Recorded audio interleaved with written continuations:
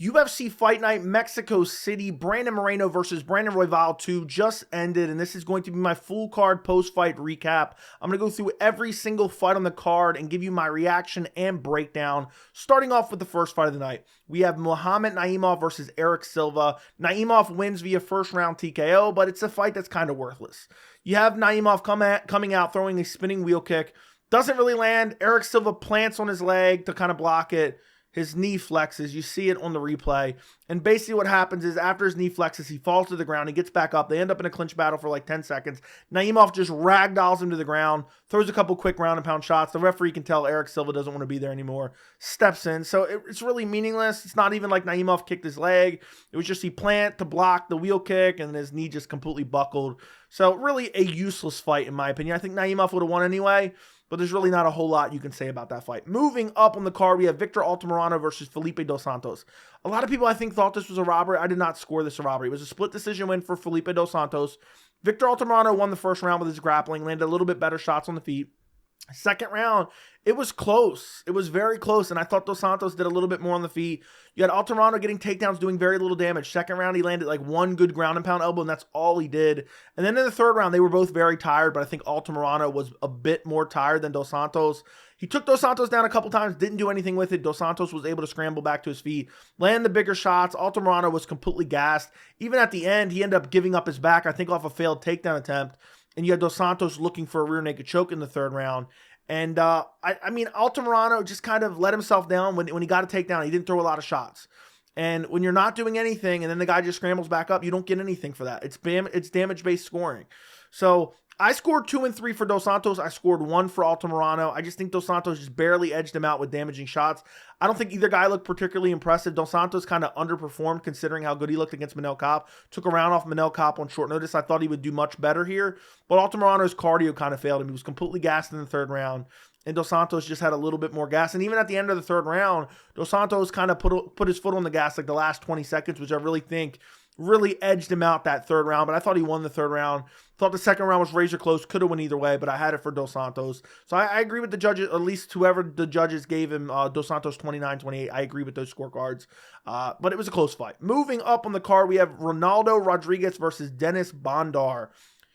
Ronaldo Rodriguez wins via second round rear naked choke right at the buzzer.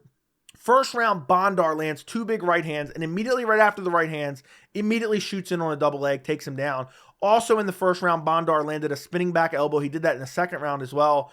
But towards the end of the first round, even though Bondar was winning with the grappling, he wasn't getting any real control time. Rodriguez was kind of scrambling back up and had really good scrambles. But Bondar was landing big shots on the feet and he was getting takedowns. Clearly won the first round. But Bondar, you could tell he was starting to slow down in the end of the first round. Second round, he lands a big spinning back elbow and Rodriguez just eats it and smiles at him. Then Bondar shoots in on a double leg and Rodriguez starts to look to use a Kimura to end up using it for a reversal sweep, end up getting out from underneath of Bondar. But Bondar uses that kind of transition to try to set up an armbar, look for an armbar against Rodriguez. That doesn't work out. And then Bondar ends up trying to take Rodriguez's back off of that position, gets shook off over the top, and then you have Rodriguez take his back, get the body triangle, do some damage, keep switching sides. Bondar's trying to defend the body triangle, get out of the body triangle, but you have Rodriguez throwing some decent ground and pound shots, kind of, vaguely, tentatively looking for a rear naked choke, but not really committing to it at all. Just kind of setting up shots and kind of trying to get that arm underneath the neck, but doesn't really get it. Then Bondar makes the lowest fight IQ decision I've ever seen. So he gets 2-on-1. He turns into Rodriguez, so he's in his guard. The second he does, Rodriguez starts to scramble, kind of get the feet on the hips a little bit, elevate a little bit. And Bondar decides, you know what? I'm going to look for a heel hook here. He looks for a heel hook. It's not really close. And I'll never understand these guys holding on to heel hooks and like knee bars when they're not there and getting smashed. Immediately, Rodriguez throws like a hammer fist. Then he does like a 360. Bondar still hanging onto the submission that he's not going to get. His face is just laying against the mat. I posted this on my Twitter, at MMA Joey C. one of the most hilarious ground and pound shots I've ever seen in my life. A massive left hand, because Rodriguez is just in perfect position to land a left hand, ground and pound shots, torque all his energy into it, and Bondar's just holding onto the leg that he's not getting a submission with. Smashes him there. Bondar lets go, starts smashing him some more, then boom, Rodriguez takes the back, finds the rear naked choke with like 3 seconds to go on the clock. Let me look actually what it says on Tapology. Yeah, it says 9 minutes and 59 seconds total, 4 minutes and 59 seconds the second round it was stopped. So Dennis Bondar, horrible decision to go for the heel hook, ends up paying for it, holding on to it. We've seen it time and time again. Guys who hold on to knee bars and heel hooks, it ends up never working out for him. So Ronaldo Rodriguez gets the second round rear naked choke. Even though I thought he was kind of sloppy on the feet, I thought, he had decent scrambles. He was fun to watch. He's kind of a bit of a brawler. And, Dennis Bondar's a guy who hasn't gotten a win in like 4 years. So while I think Dennis Bondar actually has decent skills, don't trust his cardio. Cardio looked horrible. After the first round, I could tell he was tired, and I could tell the momentum was starting to shift even though he won the first round. Rodriguez gets it done via second round rear naked choke. Moving up on the card, we have Fair Ziam versus Claudio Puelles. Fair Ziam wins via split decision, which I think is a complete travesty. This should have been a unanimous decision for Fair Ziam. Claudio Puelles just dragging ass. Actually didn't drag ass much this fight, but just spamming takedowns. Early in the fight, first round, Puelles gets a couple takedowns, but doesn't really do nothing. Doesn't really do anything with it. Ziam works his way up, gets in the clinch, exits out of the clinch, lands on the feet in the first round, drops Puelles, almost finishes him with shots. That's a bit of an exaggeration, but the ref was looking at it close. And then Puelles got a late takedown and looked for submission towards the end of the round, but never got close, never did any damage on the ground. Ziam clearly won round one. Round two, again, Puelles just looking for takedowns, but doing no damage. Had full mount at one point, but literally did no damage. It was 1 second. Ziam scrambled out, ended up getting back to his feet.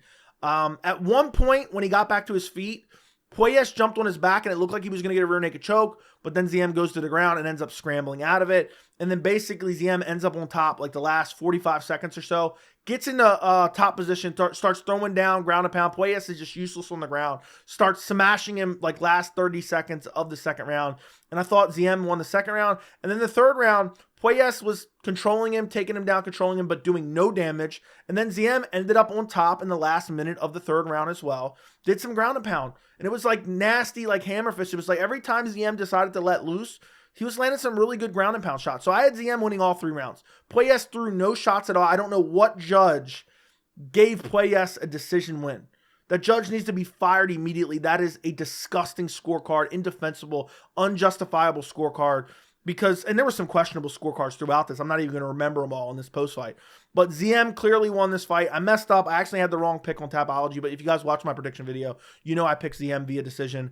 But split decision is crazy. It should have been a clear-cut, unanimous 30-27 decision for Ziam. Puelles just has no striking. I mean, he threw a couple shots in this fight, maybe even landed like a head kick partially at one point. But it's just he's relying on his BJJ, and he's never even coming close to a submission in this fight, really, other than the rear naked choke was kind of close. And then it's like he's even giving up positions where he ends up on bottom, and then it's like he can't even block ground and pound. He can't even control the posture of Ziam. So Claudio Puelles doesn't belong in the UFC. He probably should go over and compete in BJJ or something along those lines. Moving up on the card, we have Edgar Cháirez versus Daniel Lacerda. Some good striking exchanges early. Then Lacerda shoots in on a takedown. I've been talking about it since the last time they were booked, and they both missed weight coming in this fight. Cháirez has underrated BJJ, almost submitted Taishiro Taira.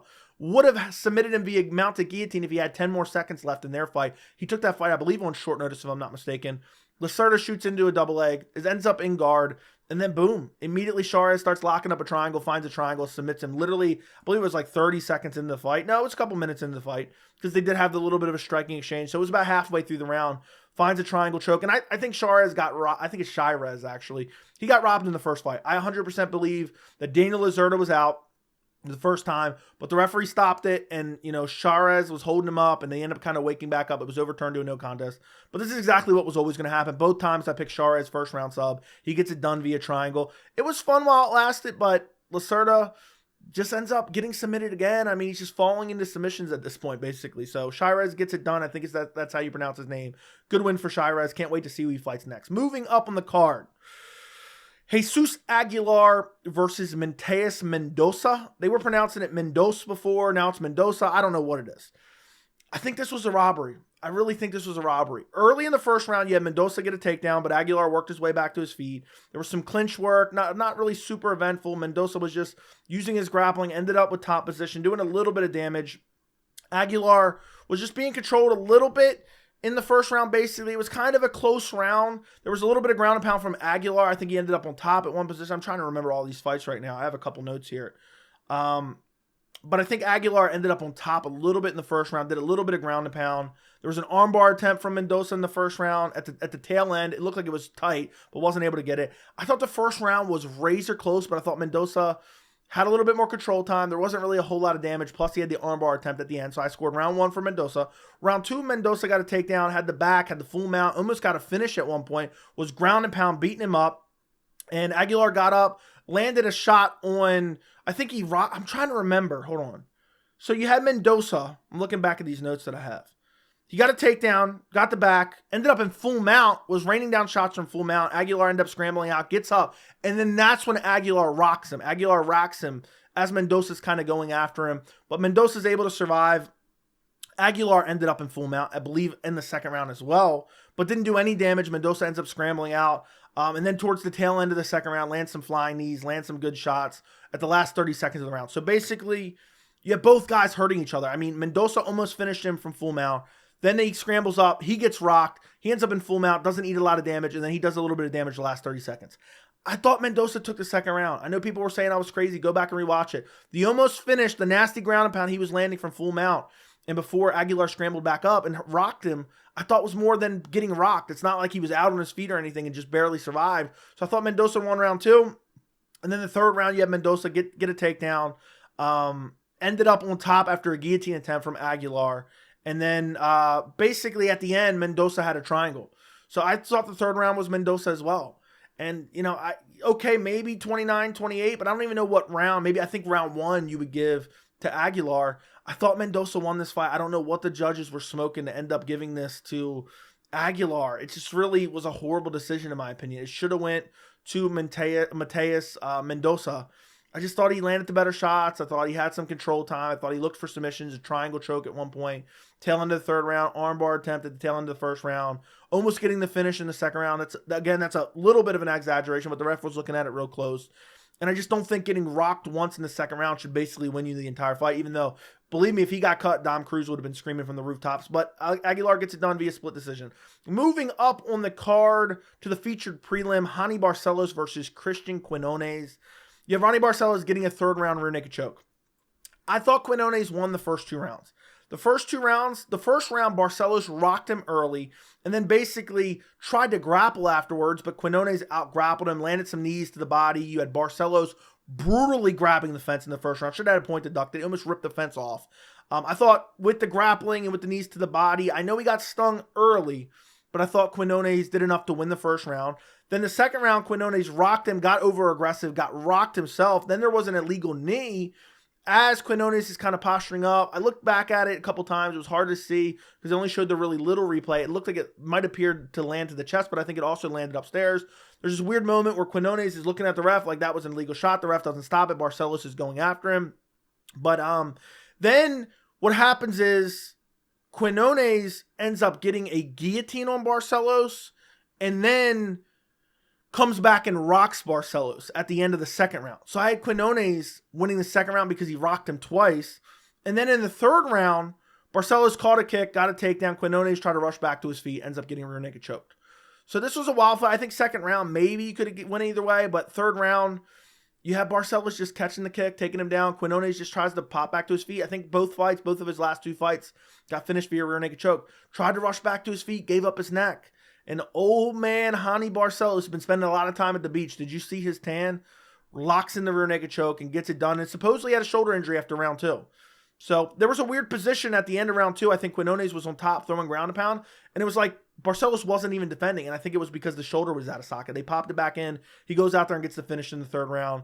Quiñonez needs to work on his jiu-jitsu, needs to work on defending rear naked chokes. Barcelos is an old dog that's just sticking around and finding ways to win. Moving up on the card, the first fight on the main card, we have Manuel Torres versus Chris Duncan. Manuel Torres gets a first round rear naked choke. He rushes out. Chris Duncan catches him with a right hand, rocks him. He starts backing up. Duncan rushes forward.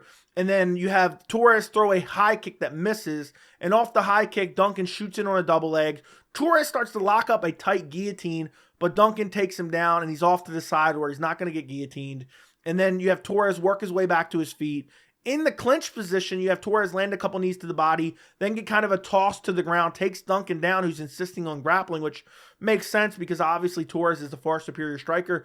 Gets him down. Torres starts landing a couple elbows. Duncan starts scrambling back to his feet, but he kind of gives up his back in this kind of weird position where Torres has one arm over his shoulder, then the other arm underneath the armpit of the opposite shoulder or the opposite arm, and he kind of has like a body lock where they're in like a weird like 50-50, but he kind of has his back side position. Starts throwing some knees to the midsection, then ragdolls him to the ground. Chris Duncan kind of ends up on his hands and knees. Then Torres immediately, just lightning fast, takes the back, sinks in the rear naked choke. Initially, it was kind of on the chin, but the way he locked it up so tight and the squeeze that he had in the first round sunk right underneath the chin and gets a first round rear naked choke. And then he gets on the mic afterwards and calls out Paddy Pimblett. What a performance by Manuel Torres.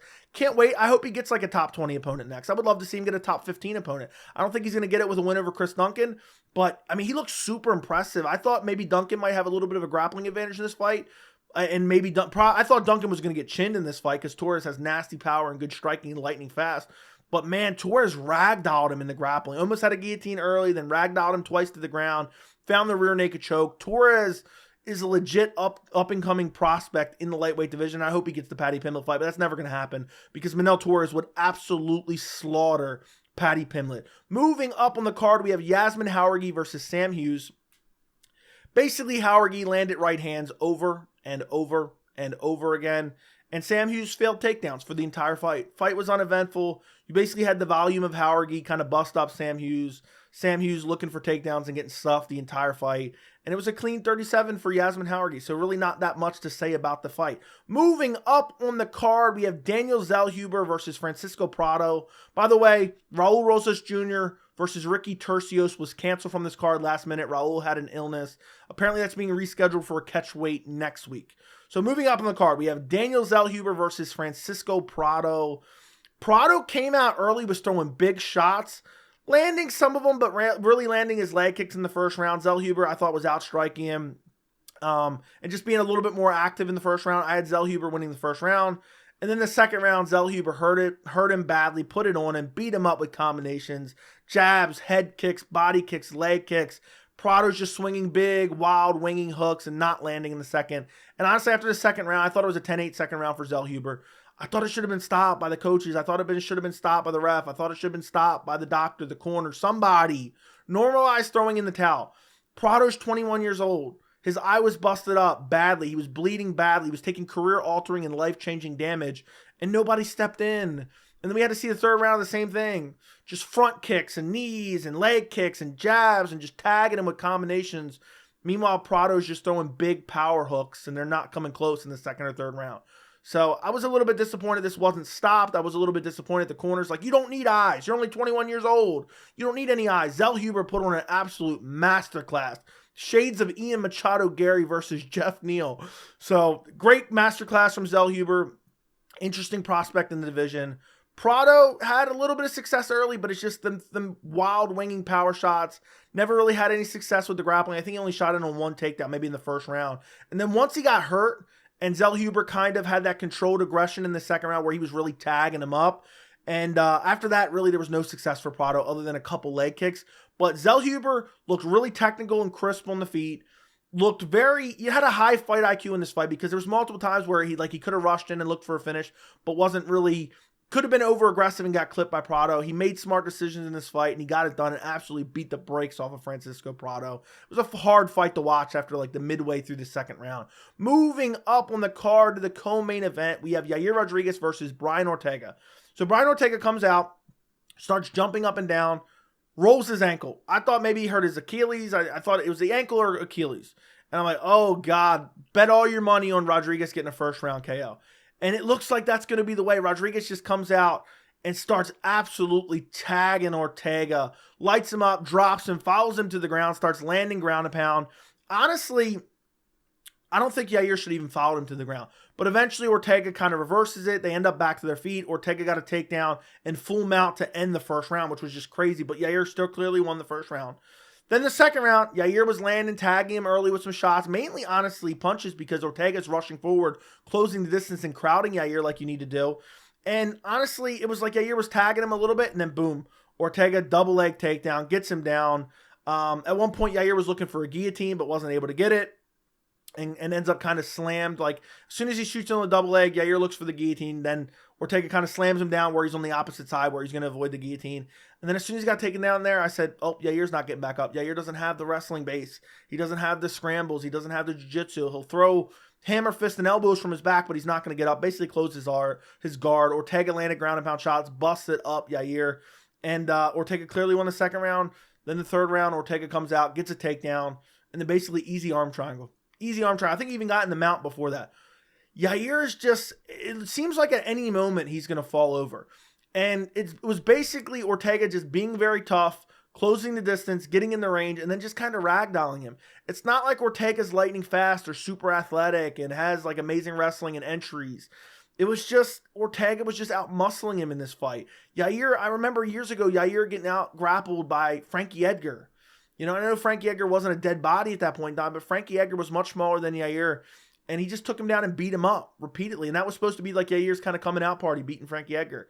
And it didn't happen. I don't even know how many years ago that was. It's probably 2016, 2017, something along those lines. And he's just never improved his grappling, getting taken down by Max Holloway, not known for his offensive grappling. Ortega was just grittier in this fight, took the damage, wore it, and then went out there and got his takedowns.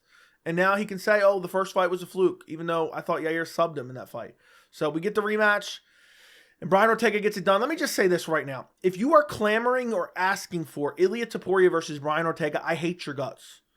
Ortega's now won 2 fights since 2018, one being over the dead body of the Korean Zombie. Why are we campaigning for him to get a title shot? Anybody else? Pull Max Holloway from the BMF title fight, or Movsar Evloev should be next. Undefeated versus undefeated. I thought both of them, I'm going to be honest, Yair Rodriguez and Brian Ortega both look like shit in this fight. They both looked like shit. Yair looked like he had no grappling, was super sloppy on the feet even when he was landing. Couldn't use his footwork at all. Was like, oh, it's always like he's kind of clumsy when he's getting pressured badly. And Ortega just out-muscled him second and third round. Even, in the first round, think about it. Ortega ended up in full mount. So, Brian Ortega gets the third round, arm triangle choke. Yair just doesn't have the grappling, never improving on the grappling. It's been that same way for the last 5, 6, 7 years. Ortega gets it done. I think he should have to fight a Movsar Evloev for a title shot, or maybe, I don't know, Max Holloway's ever going to come back down. It depends what happens at UFC 300. Ortega, no way, shape, or form should be getting the next title shot. It should not happen. That'd be a travesty, and that's an easy win for Ilia Topuria. Absolutely smokes Brian Ortega in a fight, potentially in Spain, but they might do it because Ortega speaks Spanish, and, you know, they kind of want to build that market. So who knows what's liable to happen, but Yair Rodriguez gets ragdolled and loses against an Ortega who honestly didn't look that great. Yair Rodriguez, I think, was tired after the first round, too. And also, I don't think Yair should have ever followed him to the ground in the first round. He could have maybe finished him if he kept it standing when he was fresh. So, horrible fight IQ from Rodriguez. No takedown defense from Rodriguez. And Brian Ortega gets it done, third round arm triangle. Moving up on the card, we have Brandon Moreno versus Brandon Royval 2. Brandon Royval gets it done. I think 2 judges had it 48-47 for Brandon Royval. Watching this live, and honestly, I'm not even going to go back and rewatch it. I don't care that much to go back and rewatch it. I thought this was a robbery. Punching forearms does not win you fights. Watching it live, first round, Moreno circling, kind of inactive. Royval kind of had the weird kind of foot or knee thing that he was complaining about throughout the fight. It was kind of unstable. Moreno clearly landed the bigger shots in the first round, but there wasn't that many, but I thought he clearly won. Meanwhile, Royval wasn't throwing that much, and when he was punching the forearms. Round 2, basically the same as round 1. Royval started to land some like knees to the chest and some kicks to the chest late in the round. Moreno had a takedown, and then Royval looked for an omoplata in the second round, and I think Royval had like 1 or 2 decent body kicks. I thought round 2, Moreno landed the better shots. Round 3, I thought Royval was just outlanding him, outvoluming him, and, you know, Moreno wasn't really super active in round 3, so Moreno started with some leg kicks in round 3, really, that was kind of mixing in throughout the fight. So I had round 3 for Royval. Round 4, I thought I could have won either way, but I scored it for Moreno.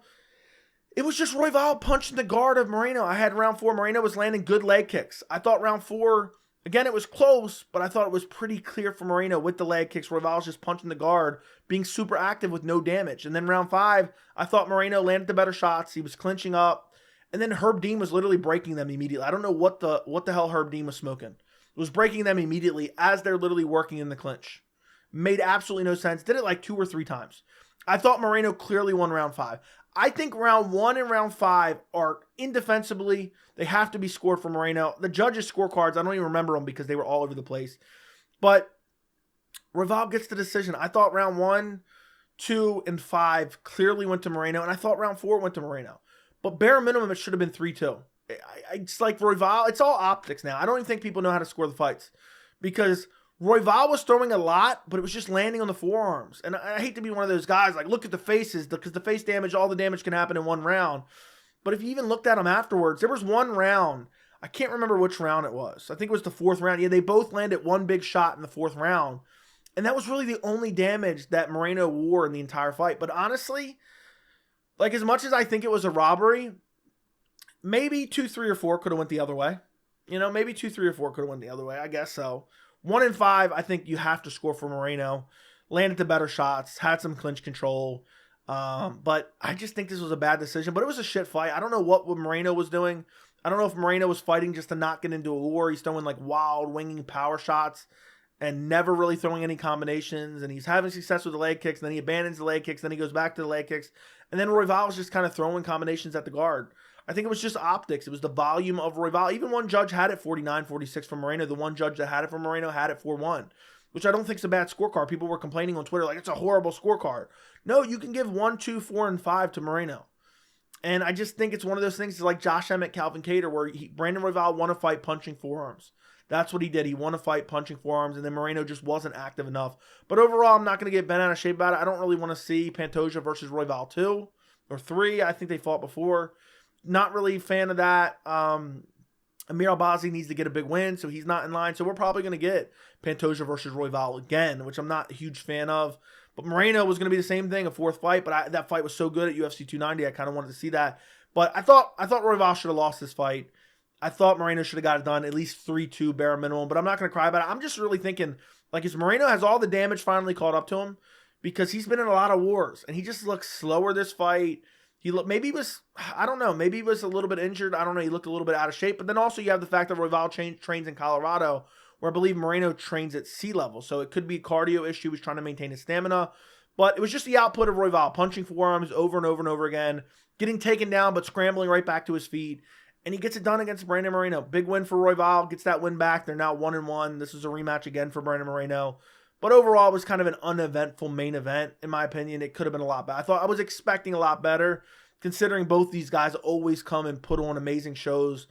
People are like, you're biased. People in the live chat were saying I'm biased against Royval. Royval, you can go back and check my video history. Royval is one of my favorite flyweights. So Royval called out Pantoja afterwards. I don't mind seeing that fight. I picked Royval to beat him the first time. I thought if he would have been more aggressive, he could have got it done in that fight. But I think Pantoja was compromised. I think he had the flu or something. But overall, I thought Brandon Moreno should have got the decision. I thought he landed the more powerful shots, had a little bit of control time as well, which really didn't matter. Didn't really factor into it because he didn't do any damage with it. But I thought he landed the better shots on the feet. Should have got 1, 2, and 5 at the bare minimum. But let me know what you guys think down in the comments. Don't forget to like the video. Don't forget to subscribe to the channel. And thank you so much for watching.